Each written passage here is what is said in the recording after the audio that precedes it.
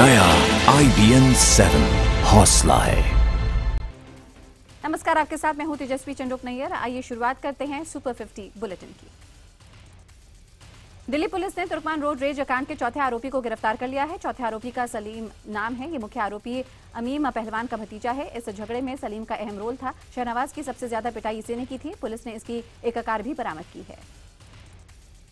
अब तक इस कांड में चारों आरोपी गिरफ्तार हो चुके हैं, जबकि मुख्य आरोपी अभी तक फरार है। बता दें कि इस मामले में पुलिस ने कुल 5 लोगों के खिलाफ केस दर्ज किया है। शाहनवाज की मां का कहना है कि कोई उनसे 1 करोड़ रुपए ले ले मगर उनका बेटा लौटा दे, ये उनके बात गले नहीं उतरती। इससे पहले शाहनवाज के पिता सलाउद्दीन के नाम से पुलिस कमिश्नर BS बस्सी को लिखी चिट्ठी भी सामने आ चुकी है। चिट्ठी में लिखा गया है कि आरोपी अमीन पहलवान को इलाके के SHO अनिल शर्मा को बचाने की कोशिश कर रहे हैं। इस चिट्ठी में 50 लाख रुपए मुआवजे की मांग की गई है। राजधानी दिल्ली में एक बार फिर रोड रेज की वारदात सामने आई है। दिल्ली के सराय रोहिला इलाके में सोमवार रात एक शख्स पैदल सड़क पार कर रहा था, तभी एक कार उसे जरा सा छू गई। पैदल यात्री ने चिल्लाकर कार चालक को ढंग से गाड़ी चलाने की नसीहत दी। इसी पर कार सवार को गुस्सा आ गया। बॉलीवुड के दबंग यानी कि सलमान खान एक बार फिर मुश्किलों में फंस सकते हैं। इस बार उनकी मुसीबत का कारण उनके बॉडीगार्ड बने हैं। इस वजह से सल्लू पर एक और मुकदमा दर्ज होने जा रहा है। आरोप है कि सलमान जब दिल्ली जा रहे थे उस वक्त उनके बॉडीगार्ड ने एक हवाई यात्रा के दौरान बदसलूकी की। मुसाफिर का कसूर सिर्फ इतना था कि वो सलमान के साथ अपनी तस्वीर खिंचवाना चाहता था। इसके बाद पीड़ित शख्स ने उनके खिलाफ शिकायत दर्ज कराने की कोशिश की, लेकिन पुलिस ने ध्यान नहीं दिया, जिसके बाद वो अदालत की शरण में गया। Salman Khan hit and run case में नया मोड़ आ चुका है। मंगलवार को कोर्ट में जिरह के दौरान सरकार पक्ष ने नई दलील पेश की। सरकारी वकील प्रदीप घरत ने अदालत को बताया है कि हादसे की रात लैंड क्रूजर गाड़ी में सलमान खान के साथ 2 और लोग मौजूद थे। उन्होंने गवाहों का हवाला देते हुए कहा कि हादसे के वक्त सलमान ड्राइवर वाली सीट से बाहर निकले। मुंबई के अंधेरी इलाके में प्यार के खूनी खेल की सनसनीखेज वारदात सामने आई है। प्रेमिका से शादी न होने से नाराज प्रेमी ने शादीशुदा प्रेमिका पर धारदार हथियार से हमला कर दिया और फिर खुद भी आत्महत्या करने की कोशिश की। संजय अपनी शादीशुदा प्रेमिका से मिलने के लिए रत्नागिरी से मुंबई आया और उसने मुंबई गेस्ट हाउस में रूम की बुकिंग की, जहां उसने अपनी प्रेमिका को बुलाया। जैसे ही उसकी प्रेमिका उससे वहां मिलने आई, संजय ने तेजधार चाकुओं से ताबड़तोड़ हमला कर दिया। मुरैना में रेत भरे डंपर से कुचलकर सिपाही की मौत मामले में पुलिस ने डंपर के मालिक को गिरफ्तार किया। पुलिस ने 2 और डंपर भी जब्त किए। वहीं सिपाही धर्मेंद्र चौहान के परिजनों का आरोप है कि घटना के बाद अगर वक्त पर उनके साथ के लोगों ने सही कदम उठाया होता तो जान बच जाती। उसका कहना है कि जहां धर्मेंद्र दबा हुआ था, अगर वहां की मिट्टी हटाई जाती तो उसे बचाया जा सकता था। वहीं मध्य प्रदेश SIT की टीम ने घटनास्थल की जांच की और मामले में कई अधिकारियों से पूछताछ की।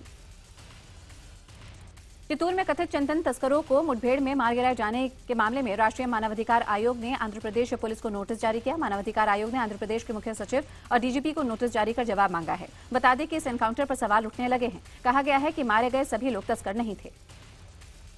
वहीं तमिलनाडु के मुख्यमंत्री पनीरसेल्वम ने आंध्र प्रदेश के मुख्यमंत्री चंद्रबाबू नायडू को चिट्ठी लिखकर चिंता जाहिर की है। पनीरसेल्वम के मुताबिक आंध्र की एंटी स्मगलिंग टास्क फोर्स की तरफ से चलाए गए अभियान की निष्पक्ष और जल्द जांच हो। पुलिस के मुताबिक चित्तूर में चंद्रगिरी मंडल के शौचालम के जंगलों में 2 जगहों पर पुलिस की चंदन तस्करों से झड़प हुई। इस मुठभेड़ में पुलिस ने 20 चंदन तस्कर मार गिराए। दोनों तरफ से हुई फायरिंग में कुछ पुलिस वाले और वन कर्मी भी घायल हुए। तेलंगाना के वारंगल जिले में हैदराबाद जेल से ले जाते वक्त भागने की कोशिश कर रहे 5 सिमी आतंकियों को पुलिस ने मार गिराया। पुलिस ने इन 5 सिमी आतंकियों को वारंगल जिले के जानागाम में मार गिराया। सोनीपत में पुलिस ने एक फार्म हाउस पर छापा मारकर देह व्यापार और जुए के अड्डे का भांडाफोड़ किया। छापेमारी के दौरान करीब 62 लोगों को गिरफ्तार किया गया, जिसमें 5 महिलाएं शामिल हैं। साथ ही पुलिस ने जुए के 5 लाख रुपए भी बरामद किए।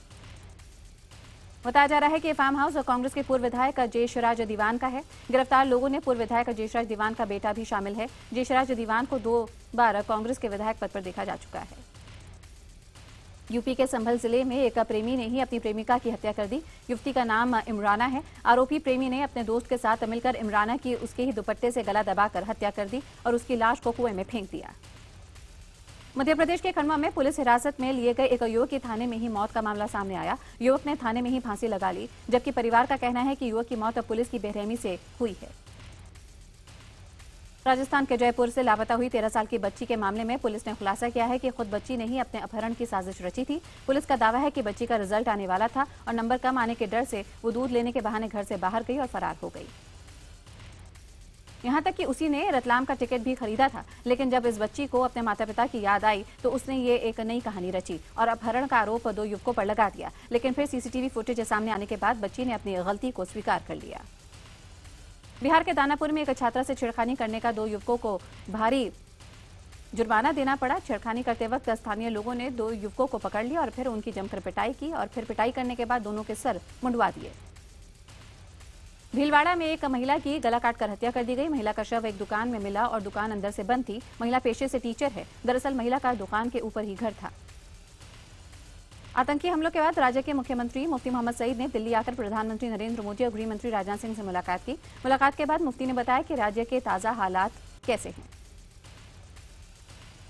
हाईकोर्ट और सुप्रीम कोर्ट में जजों की नियुक्ति की प्रक्रिया बदलने वाले एक्ट पर अब सुप्रीम कोर्ट की बड़ी बेंच सुनवाई करेगी। सुप्रीम कोर्ट ने कहा है कि जजों की नियुक्ति के लिए आयोग बनाने पर रोक नहीं है।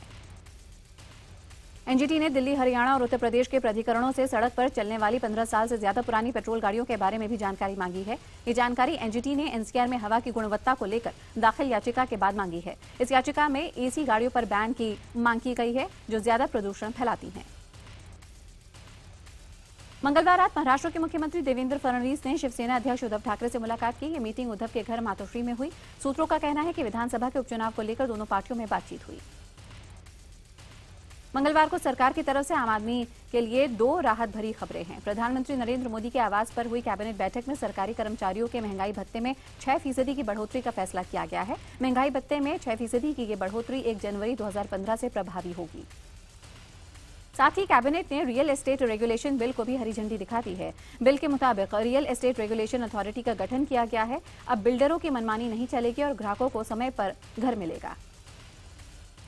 मोदी सरकार के भूमि बिल के खिलाफ कोलकाता में मंगलवार को लेफ्ट ने एक बड़ी रैली का आयोजन किया। इस बिल को लेकर मोदी सरकार पर जमकर हमला बोला गया। आम आदमी पार्टी में हो रही उठापटक से नाराज कुंदन शर्मा नाम के एक शख्स ने अरविंद केजरीवाल को दान की हुई वैगनार कार वापस मांगी है। कुंदन शर्मा नाम के इस शख्स ने ट्वीट कर कहा है कि उनका राजनीति पर से भरोसा उठ गया है। आरबीआई गवर्नर की फटकार के बाद बैंकों ने लोन के ब्याज दरों में कटौती कर दी है। स्टेट बैंक और एचडीएफसी ने ब्याज दरों में 0.15% की कमी की है, तो वहीं पर आईसीआईसीआई बैंक ने ब्याज दरों में 0.25% की कटौती की है। यमन से भारतीयों का लौटने का सिलसिला जारी है। भारतीयों को लेकर जिबूती से एक विमान आज फिर मुंबई एयरपोर्ट पर उतरा। अब तक करीब 4000 भारतीय आ चुके हैं। ऑपरेशन राहत अभी भी जारी है। महाराष्ट्र में सभी सिनेमाघरों में प्राइम टाइम पर मराठी फिल्म दिखाना अनिवार्य किया गया है। फडणवीस सरकार ने राज्य के सभी सिनेमाघरों को यह आदेश दिया। सरकार का कहना है कि उसका मकसद मराठी फिल्मों को बढ़ावा देना है। सरकार के इस फैसले से अब सभी सिनेमाघरों को साल भर में मराठी फिल्म के 124 शो प्राइम टाइम में दिखाने होंगे। सरकार की दलील ये है कि कई अच्छी मराठी फिल्में बनती हैं, लेकिन उन्हें सिनेमाघरों में प्राइम टाइम की जगह नहीं मिलती। केंद्रीय मंत्री नितिन गडकरी ने आगरा में किसानों से मुलाकात की और फसलों के नुकसान का आंकलन किया। उन्होंने कहा कि उन्हें पीएम मोदी ने भेजा है। केंद्रीय खाद्यान्न मंत्री रामविलास पासवान ने कांग्रेस अध्यक्ष सोनिया की चिट्ठी का जवाब दिया। उन्होंने कहा कि जिन राज्यों से अनाज आ रहा है हम उसमें छूट दे रहे हैं ताकि संकट की इस घड़ी में किसानों को कोई परेशानी ना हो। सोनिया ने किसानों को छूट देने के लिए पासवान को चिट्ठी लिखी थी। मध्य प्रदेश के भिंड में हो रही किसानों की मौतों का जिला कलेक्टर के बेतुके बयान के बाद विवाद शुरू हो गया। भिंड कलेक्टर का विवादित ऑडियो सामने आया, जिसमें कलेक्टर साहब ने किसानों की मौतों के लिए उनके ज्यादा बच्चों को जिम्मेदार ठहराया। कलेक्टर साहब के मुताबिक ऑडियो एडिट करके जारी किया गया है।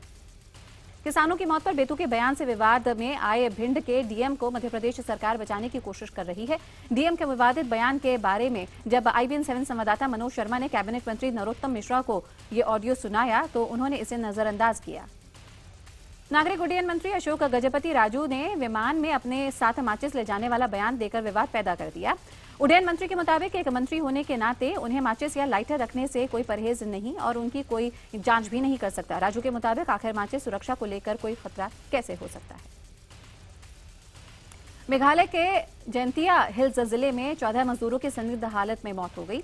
बताया जा रहा है कि इन लोगों की मौत जहरीला खाना खाने से हुई है।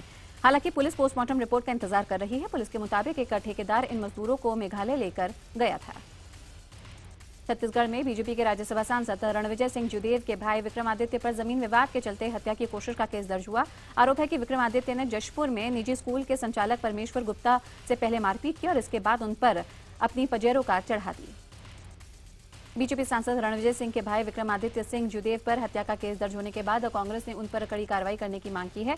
कांग्रेस के मुताबिक किसी को भी कानून अपने हाथ में लेने का अधिकार नहीं है और जुदेव परिवार के लोगों पर कार्रवाई होनी ही चाहिए। पीएम मोदी के आदर्श गांव जयापुर में यूपी के गवर्नर राम नाईक ने लोगों के साथ मिलकर रामलीला का नाटक देखा। गवर्नर राम नाईक ने गांव आने पर खुद को भाग्यशाली बताया। पीएम ने वाराणसी के जयापुर गांव को गोद लिया है। यूपी में किसानों की मौत का सिलसिला थमने का नाम नहीं ले रहा। मुरादाबाद में एक और किसान की सदमा लगने से मौत हो गई। बताया जा रहा है कि बारिश की वजह से इस किसान की 20 बीघा खेत में खड़ी फसल बर्बाद हो गई। मंगलवार को इलाहाबाद में बीजेपी ने कार्यकर्ताओं ने यहां पे यूपी पीसीएस पर्चा लीक मामले में जोरदार प्रदर्शन किया और यूपी लोक सेवा आयोग अध्यक्ष अनिल यादव का पुतला फूका। साथ ही यूपी पीसीएस ऑफिस में भी ताला लगा दिया गया। बाद में पुलिस ने लाठीचार्ज कर प्रदर्शनकारियों को दौड़ाया। गाजियाबाद के लोनी इलाके में एक मकान की छत गिर जाने से एक महिला की मौत हो गई, जबकि उसका पति जख्मी हो गया। मकान जर्जर हालत में था, लेकिन उसकी मरम्मत भी नहीं हुई थी, जिसकी वजह से यह हादसा हुआ। गुजरात के अहमदाबाद में शिकायत अनसुनी करने से नाराज एक उपभोक्ता ने अपनी महंगी कार गधों से खिंचवाई। कार मालिक ने थोड़े समय पहले ही कार खरीदी थी, लेकिन बार बार कार में परेशानी आ रही थी, जिसकी शिकायत उसने कार शोरूम में की। शोरूम में उसकी शिकायत को अनसुना किया गया, जिसके बाद कार मालिक ने शोरूम मालिक को सबक सिखाने के लिए गधों से अपनी कार को खिंचवाया। ईटीवी गुजराती न्यूज पर अब नए तेवर और कलेवर के साथ खबरें देखी जा सकेंगी। अहमदाबाद में गुजरात की मुख्यमंत्री आनंदीबेन पटेल ने ईटीवी के दफ्तर का शुभारंभ किया। इस भव्य समारोह के दौरान ईटीवी न्यूज नेटवर्क के हेड जगदीश चंद्र भी मौजूद रहे। ईटीवी गुजराती का नया दफ्तर पूरी तरह से हाईटेक और आधुनिक तकनीक से लैस है। टेक्नोलॉजी के हिसाब से ये चैनल गुजरात में नंबर 1 हो चुका है। इस मौके पर ईटीवी ने मुंबई में रहने वाले गुजरातियों के लिए आपनू मुंबई नाम के कार्यक्रम की शुरुआत की। उद्घाटन समारोह के दौरान सीएम आनंदीबेन पटेल ने दफ्तर के हर कोने का जायजा लिया। इस मौके पर आनंदीबेन पटेल ने ईटीवी की तारीफ की और कहा कि ईटीवी निडर और निष्पक्ष चैनल है।